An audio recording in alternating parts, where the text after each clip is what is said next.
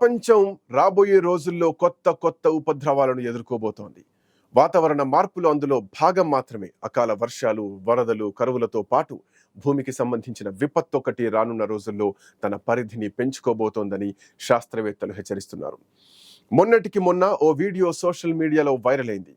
ఆ వీడియోలో భూమిలోకి నీరు ఎలా ఇంకుతోందన్నది స్పష్టంగా అర్థమయ్యేలా చూపించారు. పచ్చని ప్రకృతిలో నీరు వేగంగా ఇంకడం, కాస్త ఎండిపోయిన వాతావరణంలో నెమ్మదిగా ఇంగడం, పూర్తిగా బీటలు వారిన నేలలో అసలు నీరు ఇంకడానికి కష్టంగా మారడం కనిపించింది.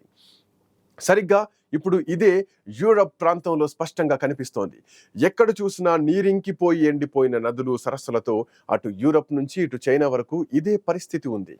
ఇలాంటి వాతావరణంలో ఎంత వర్షం పడ్డా ఆ నీరు భూమి లోపలికి అంత వేగంగా వెళ్ళదు. పడ్డ నీరు పడ్డట్టు వరదలుగా సముద్రంలోకి ప్రయాణిస్తోంది.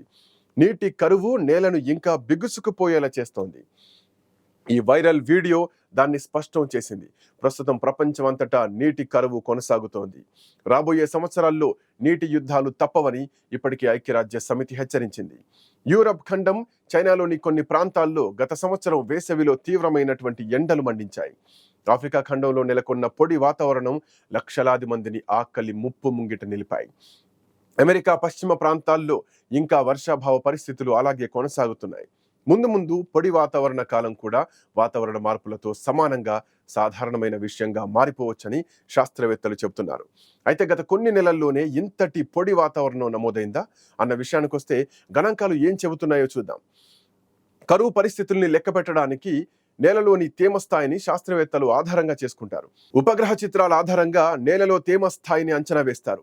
గత 3 నెలల కాలంలో పొడి వాతావరణ పరిస్థితుల్ని ఈ శతాబ్దపు ప్రారంభం నుంచి ఉన్న సగటు వాతావరణ పరిస్థితులతో పోల్చి చూశారు శాస్త్రవేత్తలు.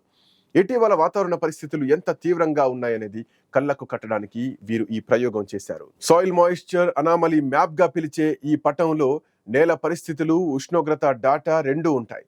పరిశీలించి చూస్తే 2001 నుంచి 2016 మధ్య సగటు వేసవితో పోల్చితే ఈ వేసవిలో యూరప్లోని అత్యధిక ప్రాంతాలు మరింత తీవ్రమైనటువంటి పొడి వాతావరణాన్ని చవి చూసినట్లు అర్థమవుతోంది. అలాగే చైనా పశ్చిమ ప్రాంతంలో కూడా పొడి వాతావరణమే ఉంది. సబ్ సహరాన్ ఆఫ్రికాలోని కొన్ని ప్రాంతాలు, అమెరికాలోని కొన్ని ప్రాంతాల్లోనూ ఇదే వాతావరణం ఉంది.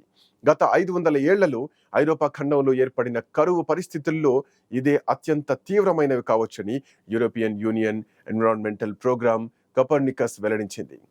పొడి వాతావరణం అత్యంత తీవ్రంగా ఉన్న ఆగస్టు చివరి రోజుల్లో ఐరోపాలోని అనేక ప్రాంతాల్లో నేల తేమ రహితంగా మారిపోయింది.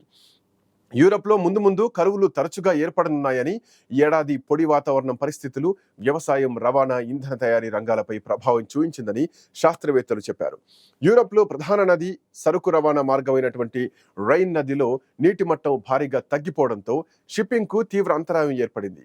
దాంతో సప్లై చైన్ దెబ్బతింటుందని చెబుతున్నారు అధికారులు. గత ఏడాది జూన్ నుంచి ఆగస్టు మధ్యకాలం అత్యంత వేడి పరిస్థితులు ఏర్పడ్డట్లు రికార్డులు చెబుతున్నాయి. యూరప్ గతంలోనూ కరువు పరిస్థితులను ఎదుర్కొన్నప్పటికీ ఈ వేసవిలో అనేక సార్లు అత్యధిక ఉష్ణోగ్రతలు నమోదయ్యాయి. గత 5 ఏళ్లుగా వరుస కరువులు ఎదుర్కొంటున్నాం. అయితే ఈ ఏడాది యూరప్ వ్యాప్తంగా ఏర్పడిన కరువు గత 100 ఏళ్లలోనే అత్యంత తీవ్రమైంది అని పోట్స్డామ్ ఇన్స్టిట్యూట్ ఆఫ్ క్లైమేట్ రీసెర్చ్ కు చెందినటువంటి డాక్టర్ ఫ్రెడ్ హెటరమన్ చెప్పారు. చైనాలో గతేడాది వేసవి తర్వాత మరో 2 నెలలు అధిక ఉష్ణోగ్రతలు నమోదయ్యాయి. 1960ల తర్వాత అక్కడ ఇదే సుదీర్ఘ వేసవి కాలమని చైనా వాతావరణ విభాగ అధికారులు వెల్లడించారు. తీవ్రమైన వేడి, తీవ్ర వర్షాభావం కారణంగా చైనాలోని అతిపెద్ద నది యాంగ్జే బక్కచిక్కిపోయింది. ఈ నది ప్రాంతంలో 60% తక్కువ వర్షపాతం నమోదైనట్లు చైనా అధికారిక గణాంకాలు చెబుతున్నాయి. దక్షిణ చైనాలోని అనేక ప్రాంతాలు కరువుతో సతమతమవుతూ ఉండగా ఆ దేశంలోనే ఉత్తర ప్రాంతమంతా వరదలతో అతలాకుతలమవుతోంది. ఉత్తర చైనాలోని లియావో నదికి 1961 తర్వాత గతేడాదే అత్యధిక స్థాయిలో వరదొచ్చింది. అంతేకాదు చైనా దేశ వ్యాప్త సగటు వర్షపాతం 2012 నుంచి స్థిరంగా పెరుగుతోందని ఆ దేశ వార్షిక వాతావరణ మార్పుల అధ్యయన నివేదిక వెల్లడించింది. పొడి, తడి వాతావరణాలు రెండూ అత్యంత తీవ్రంగా ఉండడం అనేది వాతావరణ మార్పులకు సంకేతం. 2.2 కోట్ల మంది ప్రజలు ఆకలి ముప్పు ముంగిట ఉన్నట్లు ఐరాస ముందే హెచ్చరించింది. తూర్పు ఇథియోపియా, అట్లాగే ఉత్తర కెన్యా, సోమాలియాల్లో కరువు పరిస్థితులు ఐరాస ఈ హెచ్చరికలు జారీ చేసింది. దానికి కారణం కూడా అదే. ఇక ఈ ప్రాంతాల్లో వరుసగా మూడో ఏడాది అత్యల్ప వర్షపాతాలు నమోదైనట్లు ఆక్స్ఫామ్ నివేదిక చెప్పింది. సొమాలియాలో గతేడాది మార్చి నుంచి మే మధ్య కాలంలో కురిసిన వర్షం గత 60 ఏళ్ల కాలంలోనే అత్యల్పమని రికార్డులు చెబుతున్నాయి. డెమోక్రటిక్ రిపబ్లిక్ ఆఫ్ కాంగో, యుగాండాల్లోని అత్యధిక ప్రాంతాలు కూడా సగటు వాతావరణ పరిస్థితుల కంటే పొడి వాతావరణాన్ని ఎదుర్కొంటున్నాయి. అదే సమయంలో దక్షిణ సూడాన్, అట్లాగే మారిషేనియా, అట్లాగే సెనెగల్లో తీవ్ర వరదలున్నట్లు నేలలో తేమ శాతం నివేదికలు స్పష్టం చేస్తున్నాయి. ఆఫ్రికా ఖండ దక్షిణ భాగంలోని అనేక ప్రాంతాల్లోనూ సాధారణం కంటే అధిక వర్షపాతం నమోదైంది.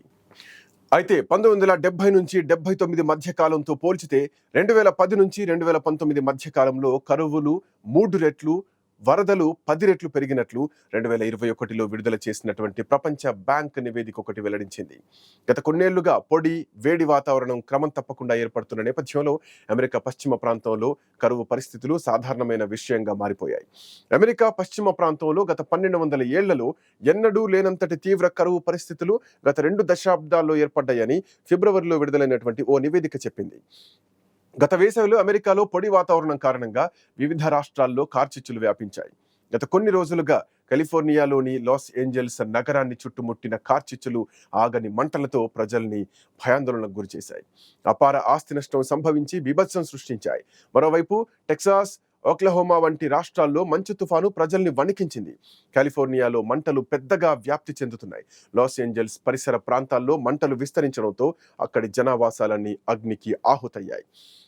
దాదాపు 13,000 కార్లతో పాటు ఇతర కట్టడాలు కాలి బూడిదయ్యాయి.